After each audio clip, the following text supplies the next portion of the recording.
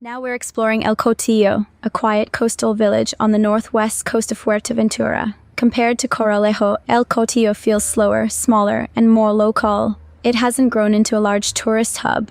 Instead, it keeps the atmosphere of a traditional fishing village shaped by wind and ocean. As you arrive, the first thing you notice is the openness. There are no high-rise hotels, no busy resort streets, just white houses, low buildings, and the Atlantic stretching endlessly toward the horizon. The old harbor is the heart of Elcotio. Fishing boats still rest here, gently moving with the tide. The harbor walls protect small sandy beaches with calm water, ideal for swimming, especially when the Atlantic waves are strong on the outer coast. Life here moves at a different pace. You'll see locals sitting outside cafes, surfers checking the waves, and travelers walking slowly along the waterfront. Elcotio is known for two very different types of beaches. On one side, near the village, there are natural lagoons, small protected bays with turquoise water and light sand. These lagoons are usually calm and shallow, making them perfect for families and relaxed swimming. On the other side, if you walk north or south along the coast, you'll find long, open Atlantic beaches with powerful waves. These beaches attract surfers from all over Europe. The contrast is fascinating. In just a few minutes of walking, you can move from peaceful lagoon waters to dramatic ocean waves crashing against black volcanic rocks. One of the most iconic landmarks nearby is the Faro del Tostón, also known as El Toston lighthouse. This lighthouse stands on a rugged coastline surrounded by volcanic terrain and endless ocean views. It feels remote and cinematic, especially at sunset when the sky turns orange and pink. Geographically, this part of Fuerteventura is exposed to the full force of the Atlantic. The wind here can be strong. The air feels raw and natural. There's a sense of space and simplicity that makes Elcotio different from more developed resort towns. Historically, Elcotio was an important fishing port. Before tourism, the economy here depended almost entirely on the sea. Even today, seafood restaurants are a highlight. Fresh fish, local dishes, simple terraces facing the water, nothing overly luxurious, just authentic coastal life. Another interesting feature of Elcotio is the architecture. Whitewashed houses reflect sunlight, keeping interiors cooler. Narrow streets create small wind corridors. Everything feels built with the climate in mind. Fuerteventura itself is one of the oldest Canary Islands, shaped by volcanic activity millions of years ago. Over time, erosion softened the mountains, creating wide open landscapes rather than steep peaks.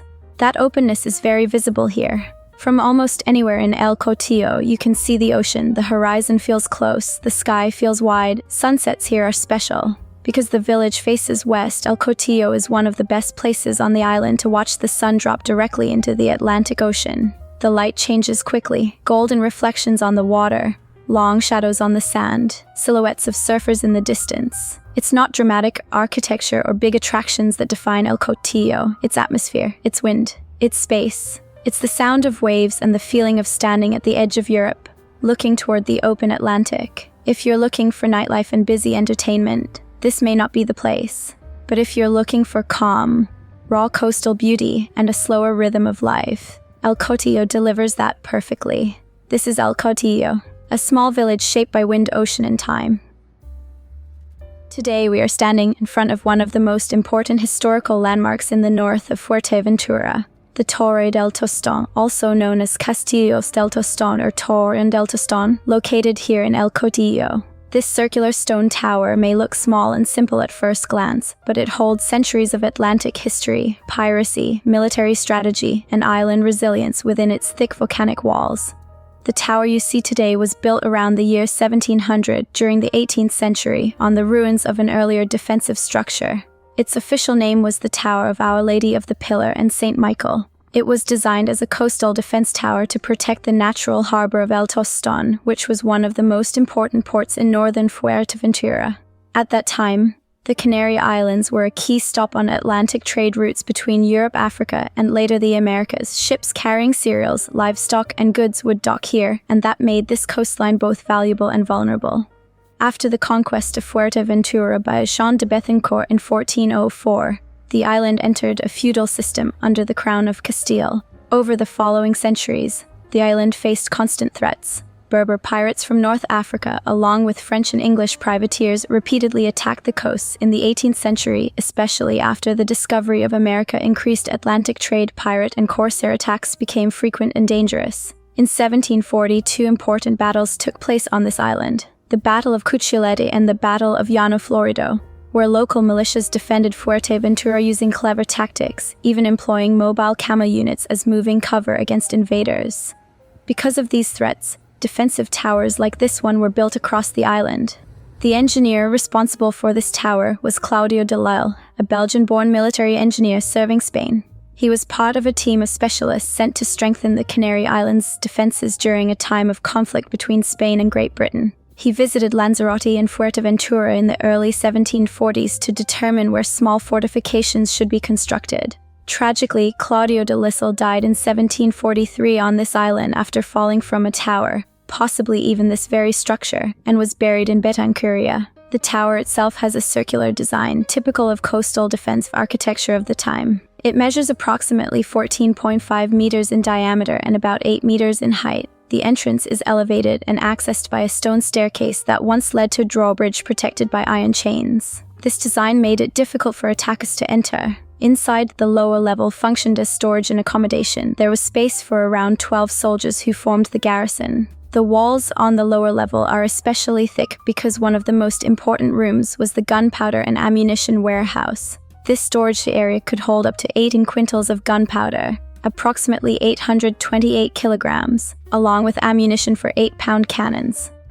The space had minimal ventilation and was carefully sealed to protect the powder from humidity and accidental sparks. The wooden ceiling was built with radial beams around a central pillar to strengthen the structure. On the upper platform, cannons were positioned to defend the coastline. 3 iron cannons once guarded this harbor. The cannons were mounted on wooden carriages with wheels, pivots, trunnions, and reinforced rings, allowing soldiers to adjust their direction. From this elevated position on the cliff, they could monitor ships approaching from the Atlantic and fire if necessary. Because of its strategic position, the tower also functioned as a lookout. If suspicious ships were spotted on the horizon, signals were sent to warn nearby settlements. Fires would be lit on the roof and alarm bells were rung to alert the population. Over time, as military technology advanced and piracy declined, the tower's defensive importance decreased. However, the structure continued to serve other purposes. It was used as a lighthouse for local fishing boats, guiding them safely back to shore during storms using fire signals from the top. It also served as a prison during a historical event known as the Guiramen Uprising. Around 500 locals protested against unfair treatment and restrictions imposed by the territorial lord. After the rebellion, many were arrested and some were transferred here, as the tower was considered a secure detention site. Throughout the 18th century, the island's military organization evolved. In 1708, the island's militia regiment was created, marking the rise of a more structured defense system. The role of colonel became powerful and often hereditary, dominated by families such as the Sanchez Umpierres and Cabrera Betancourt. These colonels were not only military leaders but also influential economic figures on the island. Fuerteventura itself experienced cycles of hardship and prosperity. Droughts, plagues, and pirate attacks tested the resilience of the population. Yet during good years, the island became known as the Granary of the Canaries because of its cereal production. Coastal trade expanded. Lime production from white stone developed, and small settlements grew around natural harbors like this one in Elcotio. Today, Torre del Tostón is no longer a military fortification. It has been transformed into a cultural and exhibition center. Inside, visitors can explore displays explaining the history of Fuerteventura from the 15th to the 18th century, the era of corsairs and pirates, the role of engineers like Claudio de Lille, the military organization of the island, and the later uses of the tower. The exhibition also includes detailed diagrams of the tower's structure and cannon components, helping visitors understand how this compact fortress functioned centuries ago. The tower was officially declared a historic monument in 1949. Recognizing its cultural importance. More recently, it underwent rehabilitation works completed in March 2024. These restoration efforts were financed under the European Union's Next Generation EU Recovery Programme as part of a sustainable tourism transformation plan led by the Cabildo of Fuerteventura, the government of the Canary Islands, and the municipality of La Oliva. The goal was not only to preserve the monument but also to strengthen its role in modern cultural tourism. Standing here today, surrounded by volcanic stone and overlooking the ocean, it is easy to imagine ships appearing on the horizon, cannons being loaded, warning fires burning at night, and soldiers watching the sea. Torre del Tostón is small in size, but enormous in historical significance. It represents centuries of defense, trade, struggle, adaptation, and resilience in the Canary Islands. And when you climb to the top and look out over the white beaches of Elcotio and the vast Atlantic beyond, you are not just enjoying a beautiful view, you are standing in a place that once protected an island from the dangers of the open sea. Welcome to one of the most unique coastal experiences in Fuerteventura, Canary Islands, the Senda de los Cetáceos, or the Whale Trail. Right here, overlooking the endless Atlantic Ocean, we stand at a place where nature, science, and conservation meet. Take a look behind me. This incredible whale skeleton sculpture represents one of the most mysterious creatures of the deep, Cuvier's beaked whale. These whales are not just large marine mammals, they are record-breaking deep divers. In fact, they can dive deeper than almost any other whale species on Earth, reaching depths of nearly 3,000 meters and staying underwater for over 2 hours. Imagine that. Below us lies an ocean so deep and powerful that it hides some of the most extraordinary creatures on the planet. The waters around Fuerteventura are considered one of the richest areas for cetaceans in Europe. More than 20 species of whales and dolphins have been recorded in the Canary Islands. That's why this island is sometimes called a paradise for marine biodiversity. The volcanic origin of the Canary Islands plays a key role here. Just a short distance from the coast, the seabed drops dramatically into deep ocean trenches. These depths attract squid and other deep-sea species, and where there is food there are whales. The information board here explains that strandings of Cuvier's beaked whales have occurred in the past. In the early 2000s, several whales were found stranded on the beaches of Fuerteventura and Lanzarote. Scientific research later links some of these strandings to naval sonar exercises. The intense underwater sound waves can disorient deep-diving whales, causing them to surface too quickly, which can be fatal. As a result, Spain introduced restrictions on military sonar activities around the Canary Islands, a major victory for marine conservation. So this sculpture is not just art, it is a reminder that the ocean is powerful, but fragile.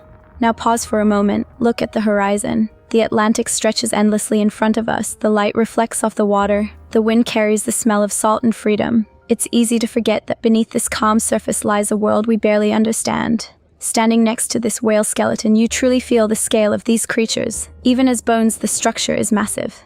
Imagine encountering one of these giants in open water. That's the magic of Fuerteventura. Raw volcanic landscapes above water, and deep, mysterious worlds below. The message on the sign says, "Know, protect, and conserve the sea and its biodiversity." And that is exactly what this place represents.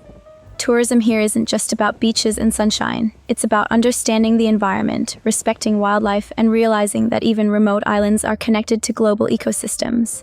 Every time we visit places like this, we become part of the story, either as protectors or as passive observers.